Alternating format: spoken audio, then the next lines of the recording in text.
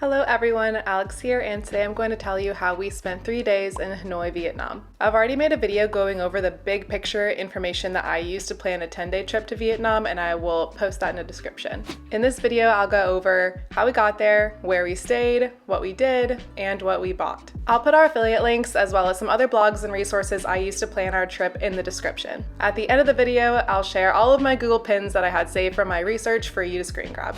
Alright, how we got there. We flew right into Hanoi, and the immigration process was easy because we already had our visas printed out. There are a lot of ways to get to the Old Town from the airport, but we chose a hotel that offered an airport pickup. Many hotels offer this service for a fee, and we decided this was the least stressful option for us. It's about a 40-minute drive from the airport to the Old Town.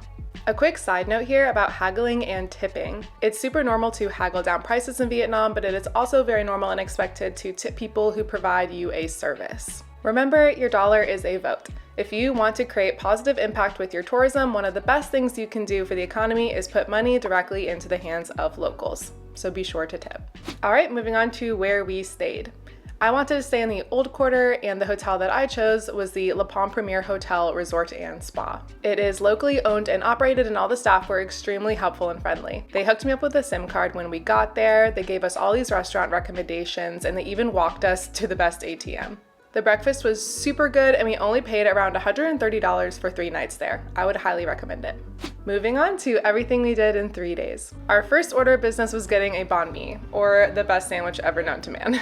We went to Banh Mi Mama, which is right near the St. Joseph Cathedral. Afterwards, we walked a couple busy streets over to the weekend night market. This market happens every weekend from 6 to 11 p.m. and stretches 3 kilometers down this street.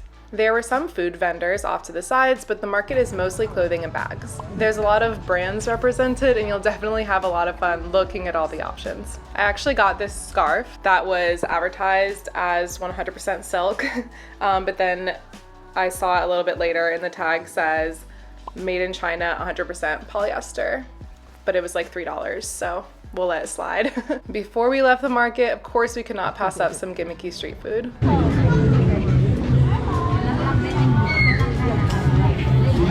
Tastes like nothing. Just ice. Yeah. These are styrofoam balls. So.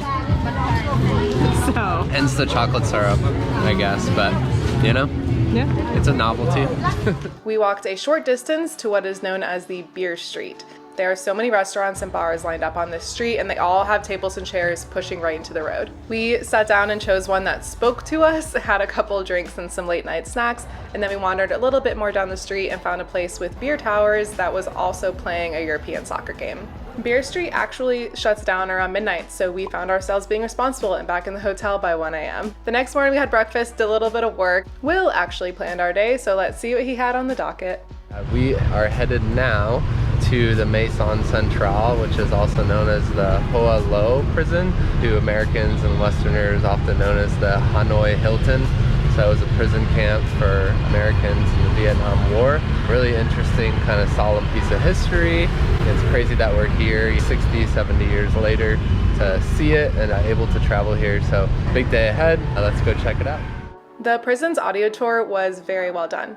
We actually learned that it was built by the French to house Vietnamese political prisoners. It was also very enlightening to read how well American POWs were treated there during the Vietnam War.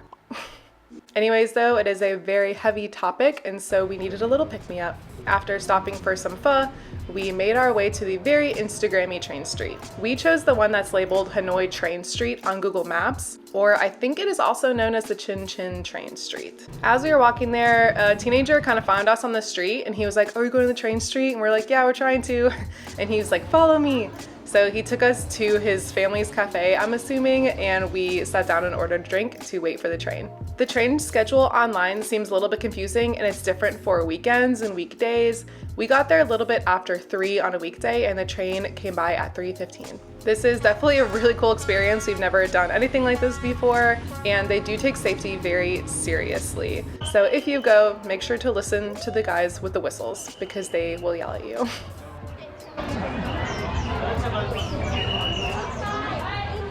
After the train street, we walked to our spa appointment. I would recommend anyone going to Hanoi or Vietnam to look into a spa treatment because they are way more affordable than in the States. From there, we met up with our tour guide. We booked a 3-hour food and culture tour from Airbnb. I'd recommend that anyone does this. There are tons of them online, and I will link some companies below that are a little bit more local. The food tours can be really affordable at like $25 a person, so it's something we would definitely recommend. She did an excellent job, and we had a really good time talking to her and trying all the different foods. Surprise, surprise! After our food tour, we found our way back at the beer street. We found this restaurant with the terrace open, and so we decided to make that our spot for the night. The next morning we woke up and actually didn't have a lot planned, which ended up working in our favor. We had some egg coffee overlooking the St. Joseph Cathedral, and then I found this little antique store. It's not on Google Maps, but you have to trust me, it's kind of across the street, and he has some really cool treasures in there. He wouldn't tell me a lot of the prices, he would just look at me and say, "You can't afford this," but I did end up getting something. I got this really pretty etched seashell. He told me that it was mass produced in the 80s and asked me why I would even want this, but I really like it and it looks cool on the wall. We also wandered into an old propaganda paintings and poster store. They have hand-painted ones as well as printed ones for a little bit cheaper. We got 4 small ones and 2 larger hand-painted ones because I cannot resist a poster. From there, I had found an online walking tour of the French Quarter, so that's where we headed. The architecture here is very fancy, and this is where you will find a lot of the designer storefronts.